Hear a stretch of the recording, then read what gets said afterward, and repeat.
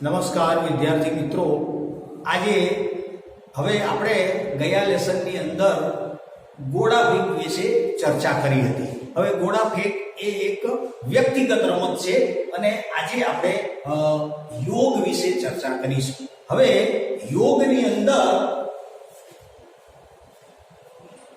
અષ્ટાંગ યોગ, યોગની અંદર અષ્ટાંગ યોગ ધોરણ 9 ની અંદર આજે આપણે અષ્ટાંગ યોગ વિશે ચર્ચા કરીશું. હવે અષ્ટાંગ, અષ્ટ એટલે 8 યોગનો સમૂહ એને અષ્ટાંગ યોગ કહેવામાં આવે છે. મહર્ષિ પતંજલિએ પોતાના પાતંજલિ યોગ સૂત્ર નામના પુસ્તકની અંદર આ 8 અંગોનો નિર્દેશ કર્યો છે કે જે જીવન જીવવા માટેની એક ચાવી છે કે માણસ પોતે પોતાનું જીવન જન્મથી લઈ અને મૃત્યુ સુધી એ કેવું જીવન જીવે તો એ મોક્ષ ગતિને પ્રાપ્ત થાય. તો વિદ્યાર્થી મિત્રો, આપણે આજે જે અષ્ટાંગ યોગ એટલે કે 8 યોગના સમૂહ વિશે ચર્ચા કરીશું. તો એની અંદર યમ, નિયમ, આસન, પ્રાણાયામ, પ્રત્યાહાર, ધારણા, ધ્યાન અને સમાધિ.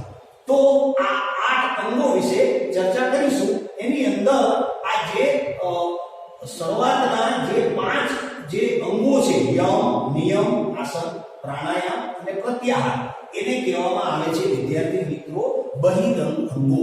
બહિરંગ અંગો એને કહેવામાં આવે છે જે શારીરિક ક્રિયાઓ ઉપર અસર કરે છે, બહારની ક્રિયાઓ ઉપર. અને બાકીના જે 3 જે અંગો છે, ધારણા, ધ્યાન અને સમાધિ, એ અંતર અંગો છે કે જે શરીરની અંદરની ક્રિયાઓ ઉપર અસર કરે છે. એને આપણે અંતર અંગો કહીએ છીએ. તો આજે વિદ્યાર્થી મિત્રો આપણે આ 5 અંગો વિશે ચર્ચા કરીશું જેને આપણે બહિરંગ અંગો કહીએ છીએ. તો એની અંદર પહેલું આવે છે યમ. તો યમના 5 પ્રકાર છે, બરાબર સમજી લીધો. યમના 5 પ્રકાર, જેની અંદર અહિંસા, સત્ય, અસ્તેય, બ્રહ્મચર્ય અને અપરિગ્રહ. હવે વિદ્યાર્થી મિત્રો, આ જે યોગિક ક્રિયાઓ છે એ આપણા પ્રાચીન ઋષિ મુનિઓએ આપેલી એક પ્રાચીન વિદ્યા છે. હવે એની અંદર એ એક વારસાગત આપણને મળેલી સંપત્તિ છે. હવે વિદ્યાર્થી મિત્રો, આપણે સાંસારિક વાત કરીએ કે આપણા પૂર્વજોએ આપણને જે કંઈ મૂડીગત એટલે કે સ્થાયી મિલકત, જે કંઈ સંપત્તિ આપી છે એનું જતન કરવું એ આપણી નૈતિક જવાબદારી થઈ જાય. ઘણી વખત આપણે જોઈએ છીએ કે એની પેઢી દર પેઢી છે એ ઉત્તરોત્તર એ સંપત્તિ જાળવવામાં નિષ્ફળ જાય છે. પરિણામે બાપ દાદાએ જે કંઈ તમને જે વારસાગત આપેલું છે એનું જતન કરવું એ એટલું જરૂરી છે અને એની અંદર એનો વિકાસ કરવો પણ જરૂરી છે. તો એવી જ રીતે અહીંયા ઋષિ મુનિઓએ આપણને જે વારસાની અંદર જે આ યોગ રૂપી મૂડી આપીને ગયા છે એનું જતન કરવું એ ખૂબ જ જરૂરી છે. આજે તમને ખબર હોય તો એક સમાચારના માધ્યમ દ્વારા, ટીવીના માધ્યમ દ્વારા પ્રચાર અને પ્રસાર એ યોગ વિશે એટલો બધો થઈ રહ્યો છે કે આજે ઘરે ઘરે લોકો યોગ તરફ વળ્યા છે. અને આજે વિશ્વ સ્તર પણ આજે વિશ્વ યોગ દિવસ તરીકે પણ યુનાઇટેડ નેશન્સ ની અંદર એ ખરડો પાસ કરવામાં આવ્યો, પ્રસ્તાવ રજૂ કરવામાં આવ્યો. આપણા માનનીય પ્રધાનમંત્રી શ્રી નરેન્દ્ર મોદીજીએ આની અંદર એમ કે એનો બહુ જ મોટો ફાળો છે. અને આ બાબા રામદેવ પણ એ આજે ટીવીના માધ્યમ દ્વારા, તમે 6 વાગ્યામાં ટીવી ચાલુ કરો એટલે તમને યોગ અભ્યાસ વિશે તમને ઘણી બધી રુચિ થાય અથવા તો એની અંદર ઘણું બધું જ્ઞાન પ્રાપ્ત થાય. એવા કાર્યક્રમો રોજે રોજ એ લોકો આપે છે. એટલે એમ કે યોગના વિકાસ માટે એ લોકોનો પણ સિંહ ફાળો છે. અને વિશ્વ યોગ 21 જૂને વિશ્વ યોગ દિવસ તરીકે આપણે મનાવીએ છીએ. તો વિદ્યાર્થી મિત્રો, આજે હવે માનવ જીવનનો મુખ્ય લક્ષ્ય, ભારતની જો આ પ્રાચીન વિદ્યા છે અને વારસાગત સંપત્તિ છે તો એ સંપત્તિનું રક્ષણ કરવું એ આપણી જવાબદારી છે. હવે યોગ એ જીવન જીવવાની એક કળા છે. સમજ પડી? તો ભારતીય સંસ્કૃતિની અંદર 6 દર્શનો આપવામાં આવ્યા છે. એમાં આ યોગ દર્શન પણ એની અંદર છે. હવે પાતંજલિ યોગ સૂત્ર દ્વારા એમ કે હવે કોઈ પણ માણસ જન્મ લે એટલે માનવ જીવનનો મુખ્ય લક્ષ્ય, મુખ્ય ઉદ્દેશ્ય શું છે? હવે સામાન્ય રીતે આપણે જોઈએ કે માણસો એવું વિચારતા હોય કે માણસના જીવનનો મુખ્ય ઉદ્દેશ્ય શું છે કે એનું અંતિમ લક્ષ્ય કે આ જન્મ મરણના બંધનમાંથી મુક્તિ મેળવવી. આનો વિશિષ્ટ અર્થ આવો થાય છે. પણ આપણે સામાન્ય રીતે એવો અર્થ લોકો કરતા હોય કે જીવનની અંદર આપણે જન્મ્યા છીએ અને પછી આપણી જે સંપત્તિ પ્રાપ્ત કરવી. લોકોના જીવનનો એવો પણ ઉદ્દેશ્ય હોઈ શકે કે સંપત્તિ પ્રાપ્ત કરવી, સંતતિ પ્રાપ્ત કરવી અને એના વિકાસની અંદર આગળ વધવું. એ એક સામાન્ય અર્થ છે. પણ વિદ્યાર્થી મિત્રો કે આ જે યોગ છે એ યોગ છે એનું અંતિમ લક્ષ્ય છે જન્મ મરણના બંધનમાંથી મુક્તિ મેળવવી. ઋષિ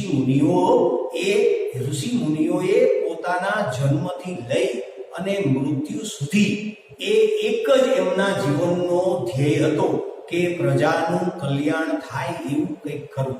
પ્રજાના કલ્યાણ માટે જ એમને એમનું જીવન ન્યોછાવર કર્યું, પોતાના સ્વાર્થ માટે નહીં. જો પ્રાચીન સમયની અંદર જે ઋષિમુનિઓ હતા એ ઉત્તમ કોટીના એક વૈજ્ઞાનિકો હતા. આજની ભાષાની અંદર કહીએ, આજે જે સાયન્ટિસ્ટો છે, તમને ખબર હોય તો આજે આ કોરોના મહામારીનો જે એ રોગ ચારે બાજુ વિશ્વની અંદર હાહાકાર મચાવી રહ્યો છે, તો એની પાછળ વૈજ્ઞાનિકો જે છે એ સંશોધન કરવાની અંદર એ રાત દિવસ એક કરી અને એ ઘરે પણ ઘર કેવું છે એને એ જોયું નથી અને એ સંશોધન કાર્યની અંદર એને શું સ્વાર્થ?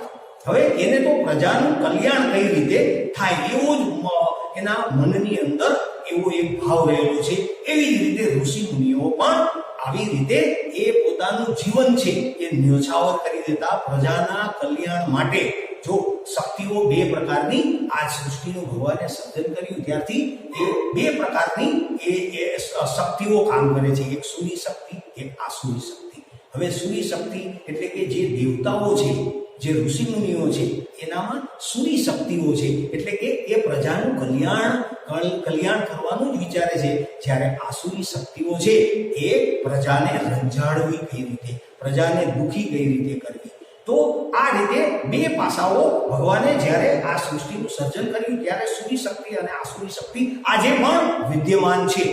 સારો માણસ અને જે સજ્જન માણસ અને દુર્જન માણસ. તો જે કવિની કલ્પના દ્વારા એ રાક્ષસોમાં સિંગડા બતાવતા. ખરેખર એ સિંગ વાળો નથી હોતો, પણ એ રાક્ષસ એ આપણી આસુરી શક્તિઓને કારણે આપણો સ્વભાવ જ રાક્ષસ ટાઈપનો હોય તો એ આસુરી શક્તિઓનું નિર્માણ કરે છે. જ્યારે સજ્જન વ્યક્તિ છે એ સજ્જન માણસ ક્યારેય સજ્જનતા છોડી શકતો નથી અને દુર્જન માણસ એ દુર્જનતા છોડી શકતો નથી. તો વિદ્યાર્થી મિત્રો, આજે યોગ દર્શન નામના પુસ્તકની અંદર કર્મયોગ, ભક્તિ યોગ, જ્ઞાન યોગ, હઠ યોગ અને અષ્ટાંગ યોગ. તો કર્મયોગ તમને ખબર હોય તો ભગવાન શ્રી કૃષ્ણએ અર્જુનને મહાભારતના યુદ્ધ વખતે આ ચારેય જે સિદ્ધાંતો છે એ કર્મયોગ. જો શ્રીમદ ભાગવતની અંદર રાજા પરીક્ષિતે સુખદેવજી મહારાજજીને પૂછ્યું કે સુખદેવજી મહારાજ, કૃષ્ણ ભગવાનના જીવનની અંદર એના કોઈ મિત્રો હતા? ત્યારે સુખદેવજી મહારાજે કહ્યું કે હા, એના જીવનની અંદર 3 એના પરમ મિત્રો હતા. કોણ? એક ઉદ્ધવજી, બીજા અર્જુનજી અને ત્રીજા હતા એ પોરબંદરના સુદામા.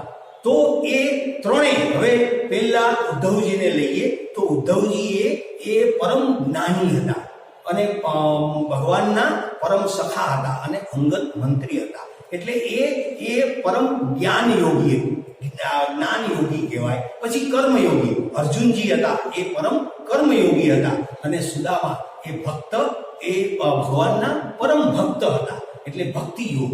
અને આ આવે છે અષ્ટાંગ યોગ. તો આજે અષ્ટાંગ યોગની અંદર જે 5 પ્રકારો છે એ યમની અંદર 5 પ્રકારો છે: અહિંસા, સત્ય, અસ્તેય, બ્રહ્મચર્ય અને અપરિગ્રહ. હવે વિદ્યાર્થી મિત્રો, આપણે અહિંસા એટલે કે કોઈને મારવા નહીં, કોઈને કોઈ પણ પ્રકારનું દુઃખ પહોંચાડવું નહીં. હવે દુઃખ માણસ કોઈ પણ રીતે, ત્રણ રીતે માણસ સામેના માણસને દુઃખી કરી શકે. એક તો શારીરિક રીતે. હવે તમને સામાન્ય ઉદાહરણ આપું કે આપણે કોઈ પણ કામ માટે મજૂર કર્યું. હવે આખો દિવસ એ શ્રમ કરે છે, એ એની શક્તિ પ્રમાણે કરે છે. હવે એની 20 કિલોની એની ક્ષમતા છે અને 40 કિલોનું વજન એના ઉપર આપણે થોપીએ અને આખો દિવસ એને આપણે દુઃખી કરીએ શારીરિક રીતે, તો વિદ્યાર્થી મિત્રો એ શારીરિક દુઃખી પણ કોઈને કરવો જોઈએ નહીં. એ પણ એક હિંસાનો ભાગ જ છે. ત્યાર પછી આવે છે વાણીથી કટુ વચન ક્યારેય ન બોલવું જોઈએ, ક્યારેય અપ્રિય ન બોલવું જોઈએ. અને ત્રીજું આવે છે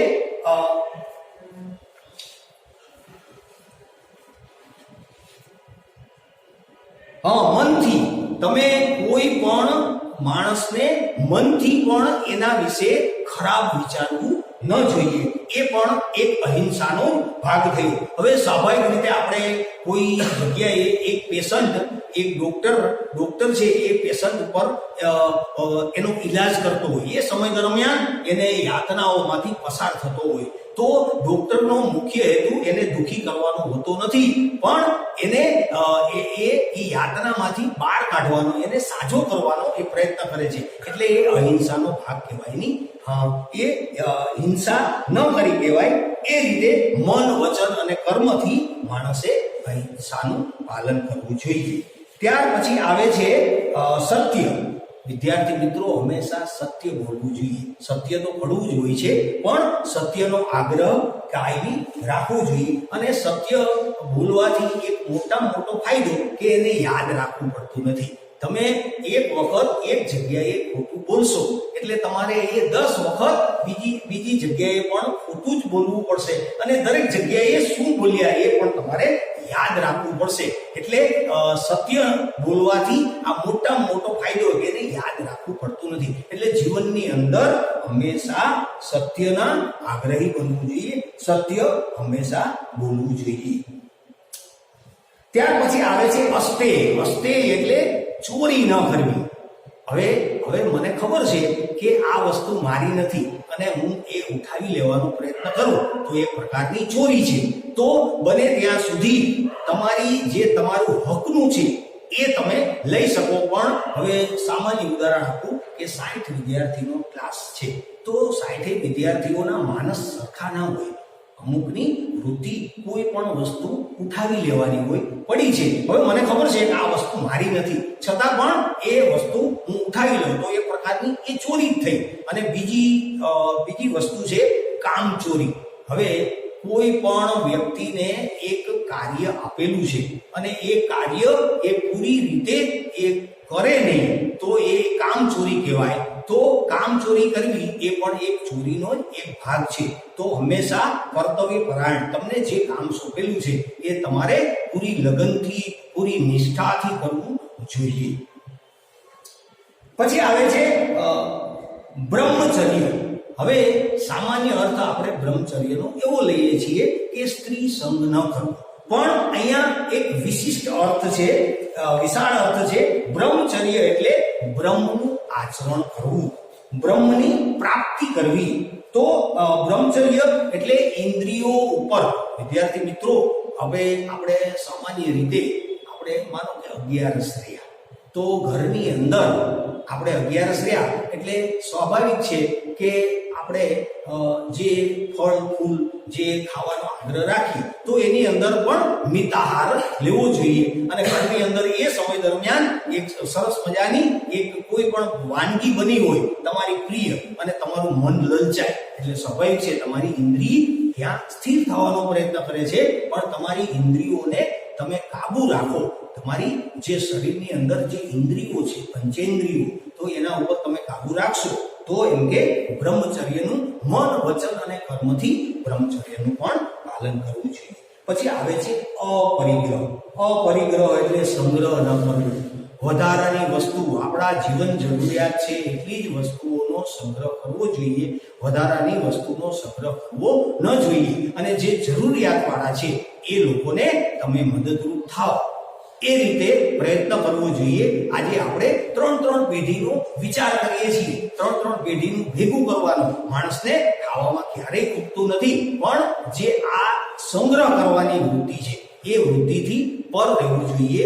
એટલે આ યમના નિયમો દ્વારા માણસના જીવનની અંદર સામાજિક શિસ્ત આવે અને કઈ રીતે જીવન જીવવું એ એક કળા એની અંદરથી એ શીખે છે.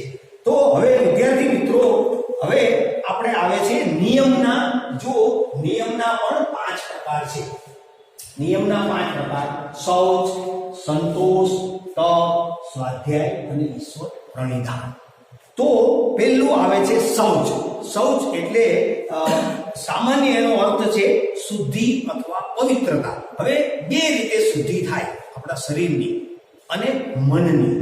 હવે શારીરિક શુદ્ધિ ગણીએ તો સવારમાં આપણે જ્યારે, જો વિદ્યાર્થી મિત્રો આ જીવનની અંદર એક વખત પ્રયોગ કરી જોજો.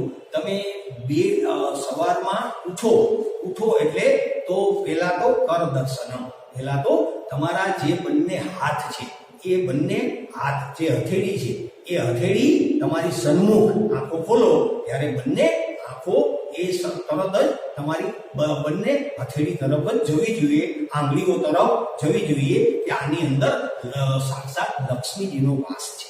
તો ભગવાનને પ્રાર્થના કરવાની કે હે પ્રભુ, હું આખો દિવસ જે કંઈ કાર્ય કરું, સદ કાર્ય કરું. કોઈ પણ માણસ સાચા કર્મ કે ખરાબ કર્મ એ હાથથી જ કરે છે. એટલે ભગવાનની એ આ રીતે સ્તુતિ કરવાની. પછી ધરતીમાં આપણા જીવનની અંદર 2 માં એવા છે કે એનું ઋણ આપણે ક્યારેય અદા કરી શકતા નથી, ચૂકવી શકતા નથી. એક તો જન્મદાત્રીમાં, આપણને જે જન્મ આપે છે એ માનું ઋણ, તમે ઋણમાંથી ક્યારેય મુક્ત ના થાવ. અને બીજા એ ધરતીમાં, એ જન્મથી લઈ અને મૃત્યુ સુધી તમારો સંગ્રહ કરે છે, તમને સાચવે છે. માટે સવારમાં ઉઠી ધરતી માને પણ નમસ્કાર કરવા. પછી સાક્ષાત નારાયણનું સ્વરૂપ, જે સૂર્યનારાયણ, આપણે ઈશ્વરને તો જોયા નથી, પણ આ જે પ્રકૃતિના તત્વો છે એ સાક્ષાત સૂર્યનારાયણ ભગવાન, એ અધિષ્ઠાતા દેવ છે, આપણા દેવોના દેવ છે. એ દેવને પણ નમસ્કાર કરવા જોઈએ. અને પછી શૌચ ક્રિયા એટલે કે શરીરની શુદ્ધિ. સ્નાન કરો, શૌચ ક્રિયા કરો એટલે શરીરની શુદ્ધિ થાય. સાથે સાથે મનની શુદ્ધિ પણ એટલી જ જરૂરી છે. એટલે કે મનની અંદર જે રાગ, દ્વેષ, ઈર્ષા, અદેખાય, એ જે વૃત્તિઓ છે એ વૃત્તિઓની અંદર પણ શુદ્ધિકરણ કરવું જરૂરી છે. ત્યાર પછી આવે છે સંતોષ. તો સંતોષ એટલે કે સંતોષ એ પરમ, સંતોષ એ મોટામાં મોટું સુખ, માણસનું એ સુખનું મૂળ છે. અને ઈચ્છાઓ છે એ દુઃખની માં છે. હવે સ્વાભાવિક છે કે અત્યારે તમે બધાએ, વાલીઓએ તમને, તમારા મમ્મી પપ્પાએ તમને સરસ મજાનો મોબાઈલ લઈ આપ્યો છે, કારણ કે પરિસ્થિતિ એવી છે. એટલે એક જરૂરિયાત ઊભી થઈ. હવે તમારી પાસે 10,000નો મોબાઈલ છે, સમજી લો. એ મોબાઈલ કરતા તમારા મિત્ર પાસે 15-20,000નો મોબાઈલ છે. તો તમને એવી ઈચ્છા થઈ કે આ મારા કરતા તો પેલાનું સારું. જો તમને ઈચ્છા થઈ, ઈચ્છા એ દુઃખની માં છે.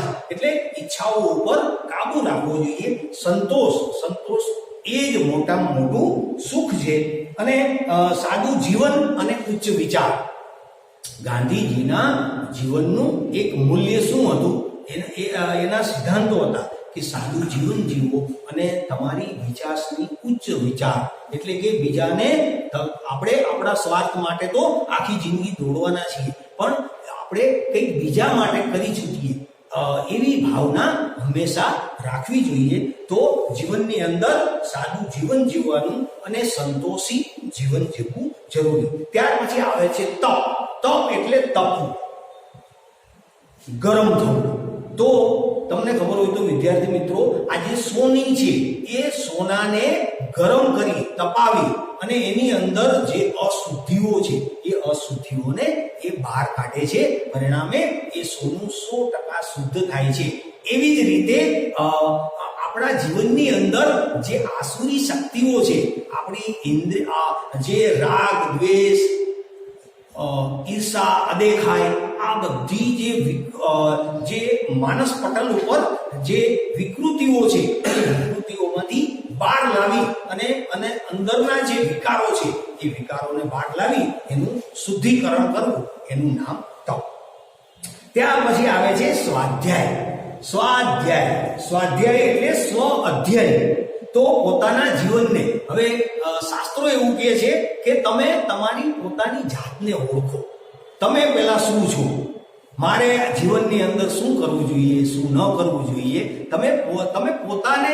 હવે આપણે બીજાને ઓળખવાનો ઘણી વખત પ્રયત્ન કરતા હોઈએ, પણ આપણે પોતે પોતાની જાતને ઓળખી નથી શકતા કે મારી અંદર શું તાકાત રહેલી છે, મારી અંદર શું ખૂબી રહેલી છે, મારી શું મર્યાદાઓ છે. તો વિદ્યાર્થી મિત્રો, એ તમને શેના દ્વારા સ્વ અધ્યયનનું જ્ઞાન મળે? એક તો વેદ શાસ્ત્રનું વાંચન, જે ઋષિ મુનિઓ દ્વારા જે વેદ શાસ્ત્રોનું જે જ્ઞાન છે, એ જ્ઞાન પ્રાપ્ત કરવાથી તમે તમારા આત્માને ઓળખી શકો. જો આત્મા એ જ પરમાત્મા છે, ભગવાન તો એ આત્માને, જે ભક્ત, જે ભગવાન છે, એ પોતાના ભક્તને નજીક લાવવાનો પ્રયત્ન કરે છે, પણ આ જીવ એવો છે કે એનાથી દૂર દૂર ભાગતો જાય છે. અને ભગવાન શ્રી કૃષ્ણ પણ કહે છે કે હું મારા ભક્તને તો બોલાવું છું, પણ એ મારી નજીક નથી આવતું. અને ઈશ્વર ક્યારેય કોઈ પોતાના ભક્તને એક વખત હાથ પકડી લે પછી એ જિંદગી ભર ભવ એ છોડતો નથી. પણ ઈશ્વર જેમ નજીક આવતો જાય એમ જીવ દૂર એનાથી ભાગતો જાય, પરિણામે ક્યારેય એનો મિલાપ શક્ય બનતો નથી. અને જે તમે કંઈ વેદ શાસ્ત્રોનું જ્ઞાન પ્રાપ્ત કર્યું છે, તો એ વિષયોનું ચિંતન કરવું પણ એટલું જરૂરી છે. ત્યાર પછી આવે છે ઈશ્વર પ્રણિધાન.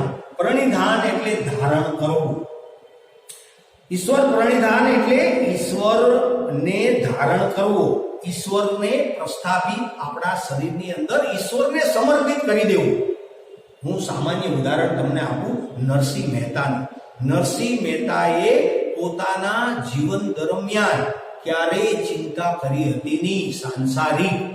ભગવાન ઉપર એને અતૂટ શ્રદ્ધા હતી કે મારા દરેક કાર્ય મારા ઠાકોરજી કરશે, અને એના દરેક કાર્ય સાંસારિક, એના દીકરા દીકરીઓને પરણાવવાનું કામ પણ એ ભગવાને જાતે આવી અને બીજા સ્વરૂપની અંદર આવી અને એનું કામ કરી ગયા. પણ એની પાછળનું મૂળ કારણ છે એ પોતે નરસિંહ મહેતા એ ભગવાન શ્રી કૃષ્ણને પૂર્ણ રૂપથી સમર્પિત હતા.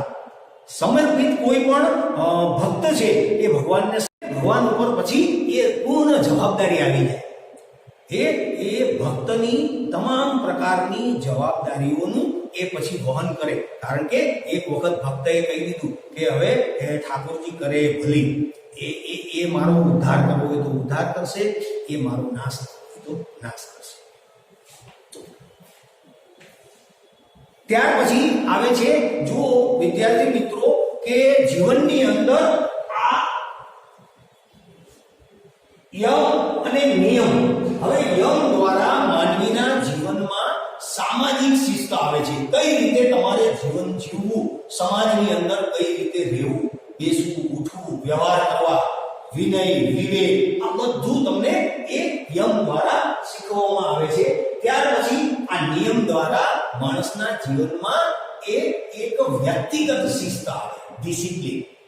સમજ પડી? હવે આગળનું યમ, નિયમ, પછી આવે છે આસન. હવે જુઓ વિદ્યાર્થી મિત્રો, આસનનો સામાન્ય અર્થ થાય છે બેસવું, કે સુખાસનની અંદર બેસવું અથવા તો બેઠક લેવી. હવે સ્થિરતા સાથે સુખ પ્રાપ્ત થાય તે આસન. હવે તમને ખબર હોય તો તમને 1 કલાક પલાઠી વાળીને હું બેસાડી દઉં એટલે સ્વાભાવિક છે તમે આગા પાછા થઈ જશો, ગમે તે વ્યક્તિ. પણ આસનની સ્થિતિ એ યોગના માધ્યમ દ્વારા તમને એ સુખ પ્રાપ્તિ કરાવે અને અંદરની જે ચંચળ વૃત્તિઓ છે એ આસનના માધ્યમ દ્વારા એ આપણી જે અંદર ચંચળ વૃત્તિઓ છે, નાનું બાળક હોય સ્વાભાવિક છે ચંચળ હોય તો 1 કલાક તો એ માંડ બેસી શકે, પછી એને પરિવર્તન જોઈએ, એને જગ્યા સ્થળાંતરિત જોઈએ. પણ એ બાળક આ મોટા માણસ પણ આ જગ્યાએ હોય તો એનામાં પણ જે ચંચળ વૃત્તિઓ છે એ સુખાસનની અંદર બેસે અને મનને સ્થિર કરી દે, અને તો એની અંદર જે ચંચળ વૃત્તિઓ છે એ વૃત્તિઓ દૂર થાય એવી સ્થિતિ. હવે આધુનિક સમયની અંદર વિદ્યાર્થી મિત્રો ભાગદોડ ભરી જિંદગી છે. માણસ સવારમાં ઉઠે ત્યાંથી બસ સ્પર્ધા ચાલુ થઈ જાય, મારે આ કામ છે, મારે આમ છે, મારે ઓફિસની અંદર પણ એક સ્પર્ધા, એકદમ એક કંપની બીજી કંપની સાથે સતત માણસ તણાવયુક્ત વ્યગ્રતા અનુભવતો હોય તો એ માનસિક શારીરિક રીતે તો થાકી જાય છે. જો શારીરિક થાક એ સારો, પણ માનસિક થાક એ બધાથી ખરાબ. અને માનસિક થાક ઉતારવા માટે આ યોગ તરફ જો તમે વળો તો ઘણે બધે અંશે તમને ફાયદો જીવનની અંદર થાય છે. હવે ધ્યાનાત્મક આસનો છે કે ધ્યાનાત્મક આસનોની એ સ્થિરતા અને સુખ આપે છે. તો એની અંદર માનસિક ચંચળતા છે એ માનસિક ચંચળતા પણ દૂર થાય છે, અને એ તણાવમાંથી એક વ્યગ્રતા અનુભવે છે, એ વ્યગ્રતામાંથી એ બહાર આવશે અને એની જે અંદર રહેલી જે બેચેની છે એ બેચેનીમાંથી પણ એ બહાર આવશે. તો એ ધ્યાનાત્મક આસનોની અંદર પદ્માસન, વિદ્યાર્થી મિત્રો પદ્માસનની અંદર બેસી ધ્યાનમગ્ન થવાથી પણ તમારા જીવનની અંદર ઘણો બધો ઉતાર ચઢાવ આવશે અને પરિણામે એક ફાયદો જ થશે. કારણ કે તમારી મનની અંદર જે ચંચળતા છે, વ્યગ્રતા છે, માનસિક તણાવ છે એ દૂર થશે. પદ્માસન, પછી વજ્રાસન, પછી ભદ્રાસન અને સ્વસ્તિકાસન, આ આસન કરવાથી એ આસનો ધ્યાનાત્મક આસનો છે. ત્યાર પછી આવે છે સ્વાસ્થ્યવર્ધક આસનો. સ્વાસ્થ્યવર્ધક આસનોની અંદર ખાસ કરીને એક કરોડરજ્જુ અને એક પેટની સ્વસ્થતા, આ બે વિષય ઉપર તમે શરીર ઉપર ધ્યાન રાખશો તો તમારી કરોડરજ્જુ જેટલી મજબૂત એટલું તમારું સ્વાસ્થ્ય સારું, અને યુવાની ટકાવી રાખવા માટે એક પ્રેરક બળ છે.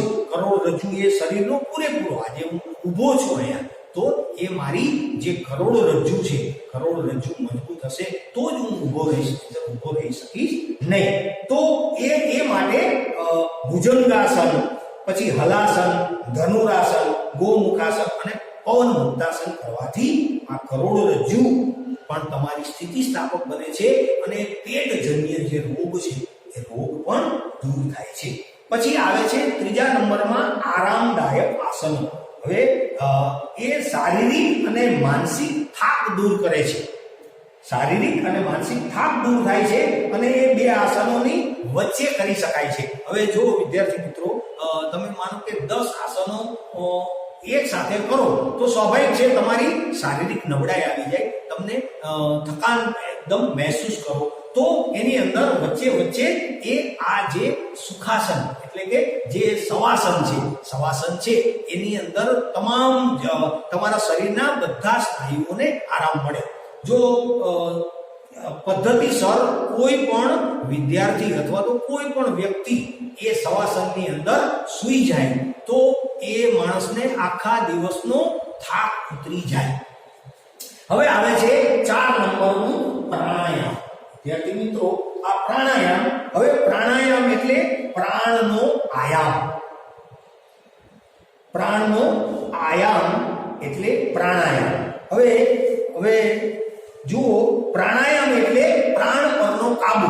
હવે આપણે જુઓ, માણસ જન્મથી લઈ અને મૃત્યુ સુધી સતત શ્વાસોશ્વાસની ક્રિયા કરે છે. હવે આપણે બહારના વાતાવરણમાંથી નાસિકા વાટે અંદર જે ઓક્સિજન લઈએ છીએ એ પ્રાણવાયુ લઈએ છીએ અને એ ક્યાં જાય છે? ફેફસાની અંદર. તો એને રોકી રાખવાની ક્રિયા એ પૂરક ક્રિયા કહેવાય. પછી અંદર રહેલો વાયુ એ નાસિકા વાટે અંગાર વાયુ બહાર કાઢીએ છીએ તો એ કાઢવાની ક્રિયા એ રેચક છે. પછી આવે છે અંતઃકુંભક. અંતઃકુંભક એટલે કે બહારના વાતાવરણમાંથી જે અંદર તમે જે શ્વાસ લીધો છે એને તમારે રોકી રાખવાનો, એને બહાર કાઢવાનો નથી, તો એને અંતઃકુંભક કહેવાય. અને પછી જે અંદર રહેલા વાયુને બહાર કાઢ્યા પછી પાછો એને અંદર ન આવવા દો, એને બાહ્ય કુંભક કહેવામાં આવે છે. એટલે આ શ્વાસ અને પ્રશ્વાસની ગતિને રોકી રાખવાની ક્રિયાને પ્રાણાયામ કહે છે. હવે આવે છે પ્રત્યાહાર. પાંચમું છે પ્રત્યાહાર. તો વિદ્યાર્થી મિત્રો, એ પ્રત્યાહાર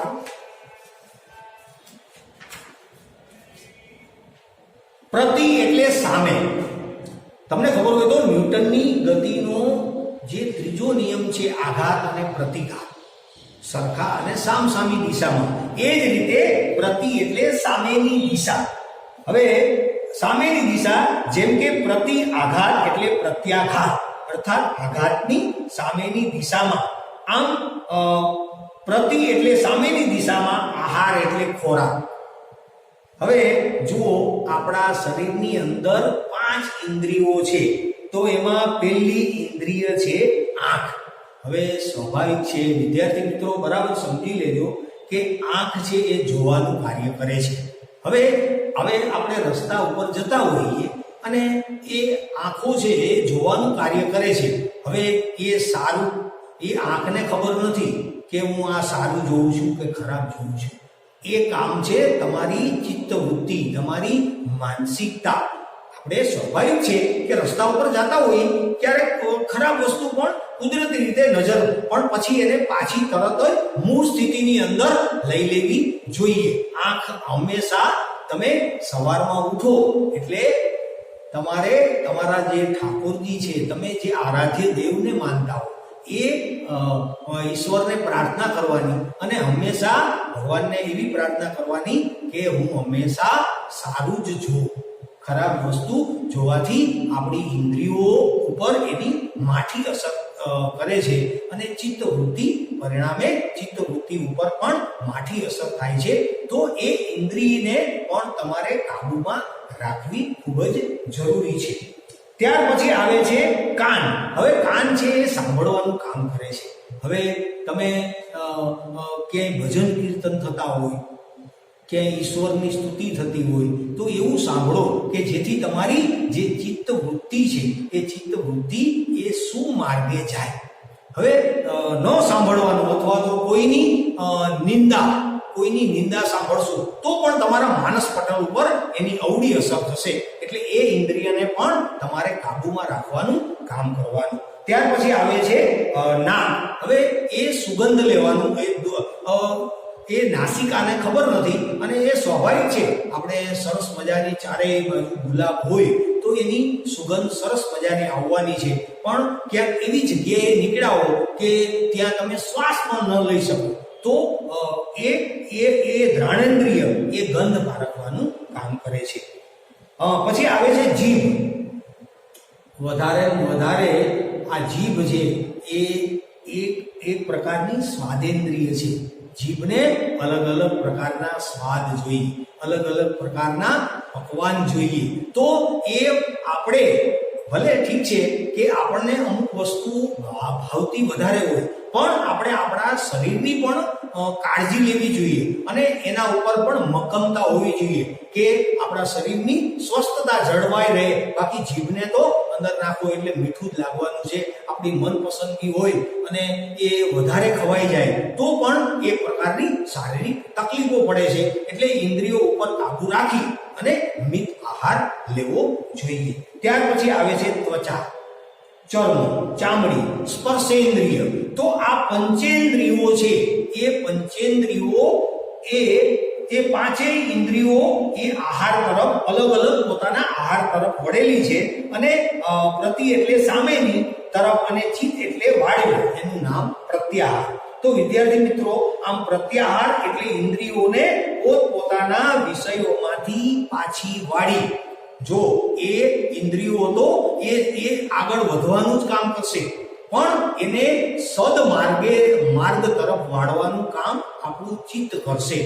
એ ખરાબ માર્ગે પણ જઈ શકશે, તો એને એ લગામ આપણા હાથની અંદર છે અને એ લગામ એટલે કે એ વિકૃતિઓ છે, એ વિકૃતિઓને એ ચિત્ત જ દૂર કરી શકે, એ આપણું માનસ પટલ જ દૂર કરી શકે. અને એ માટે આ જે યોગ છે એ યોગ માણસને જીવન જીવવાની એક કળા છે, જીવન જીવવાની એક ચાવી છે.